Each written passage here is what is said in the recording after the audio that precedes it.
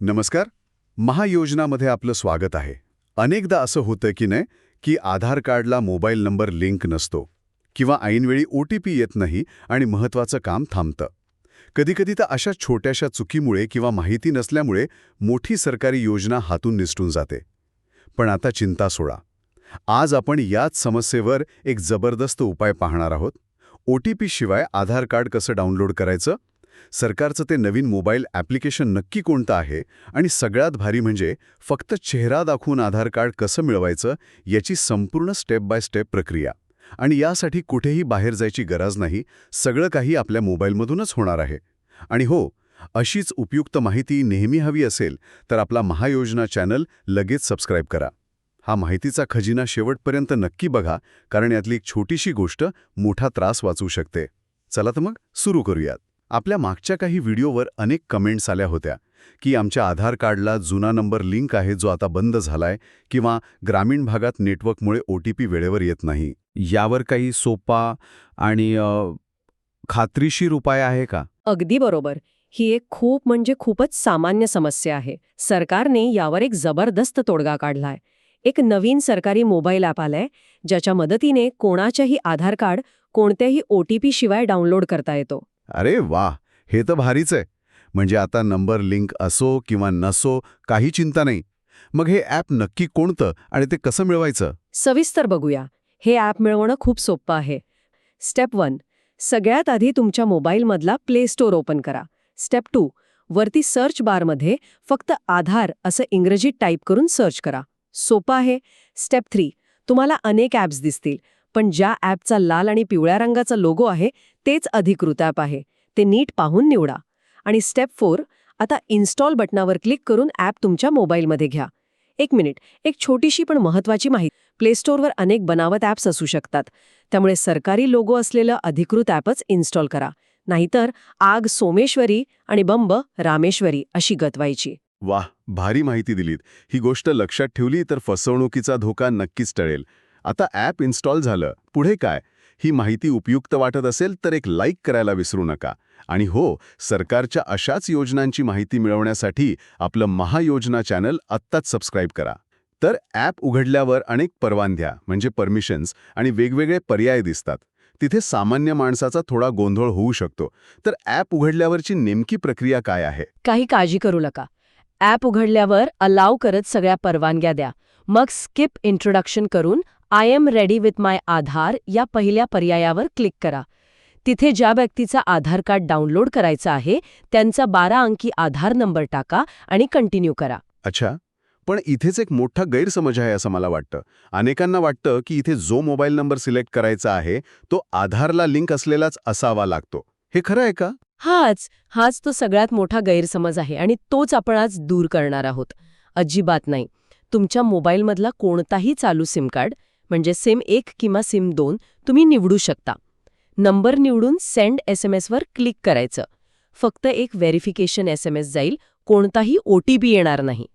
हाच या ॲपचा सर्वात मोठा फायदा आहे. वा, OTP येणार नाही म्हणजे आता नंबरची चिंताच मिटली. हे लक्षात ठेवलं तर पुढे मोठा फायदा होईल. SMS व्हेरिफिकेशन नंतरची सगळ्यात महत्त्वाची आणि थोडी नवीन वाटणारी पायरी म्हणजे फेस ऑथेंटिकेशन. ही प्रक्रिया नक्की कशी काम करते? ही पायरी खूप सोपी आहे. कंटिन्यू टू फेस ऑथेंटिकेशनवर क्लिक करा. एक गोष्ट लक्षात ठेवा, जर चष्मा घातला असेल तर तो काढायला विसरू नका. मग ज्या व्यक्तीचा आधार नंबर टाकला होता त्यांचा चेहरा कॅमेऱ्यासमोर व्यवस्थित धरा. त्यांना फक्त डोळ्यांची उघडझाप करायला सांगा, म्हणजे डोळे ब्लिंक करायला. 2-3 वेळा डोळे ब्लिंक केले की चेहरा स्कॅन होतो आणि एकदा का हिरवी टिक आली की समजा तुमचं फेस ऑथेंटिकेशन यशस्वी झालं. अच्छा, इतकं सोपं आहे? हो. आणि एक क्विक फॅक्ट सांगू का? हो, सांगा ना. तुम्हाला माहिती आहे का, हे फेस ऑथेंटिकेशन तंत्रज्ञान इतकं सुरक्षित आहे की ते तुमच्या चेहऱ्यावरील जवळपास 80 पेक्षा जास्त पॉइंट्स तपासतं. त्यामुळे चुकीची व्यक्ती आधार डाउनलोड करूच शकत नाही. अरे वाह, म्हणजे चेहरा हीच ओळख, ही म्हण सरकारने इथे खरी करून दाखवली. गंमतच आहे. आता चेहरा ओळखल्यानंतर पुढे काय करायचं? तुमच्या गावात किंवा ओळखीत कोणाला आधार OTPची समस्या आली आहे का? त्यांची समस्या कमेंटमध्ये नक्की लिहा. आणि हो, भविष्यात अशीच माहिती देत राहण्यासाठी आम्हाला तुमची मदत हवी आहे. चॅनलची माहिती सर्वांपर्यंत पोचवा आणि सबस्क्राईब करा.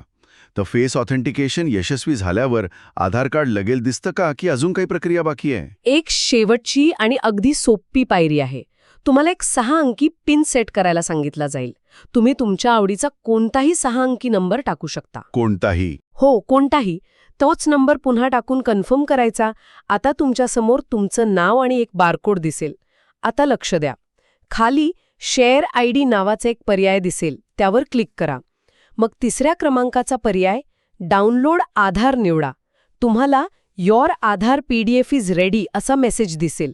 कंटिन्यू करा आणि तुमची आधार कार्ड PDF फाईल तुमच्या मोबाईलमध्ये डाउनलोड होईल. छान. प्रक्रिया तर एकदम सोपी करून सांगितलीत. पण सगळ्यात शेवटचा आणि महत्त्वाचा प्रश्न, ही डाउनलोड झालेली PDF उघडायची कशी? कारण तिला पासवर्ड असतो, बरोबर ना? अगदी बरोबर. आणि पासवर्ड लक्षात ठेवणं तर खूपच सोपं आहे. तुमच्या नावाचे पहिले 4 अक्षरं इंग्रजीमध्ये कॅपिटल म्हणजे मोठ्या लिपीत टाकायचे. अच्छा. नावाचे पहिले 4 अक्षर.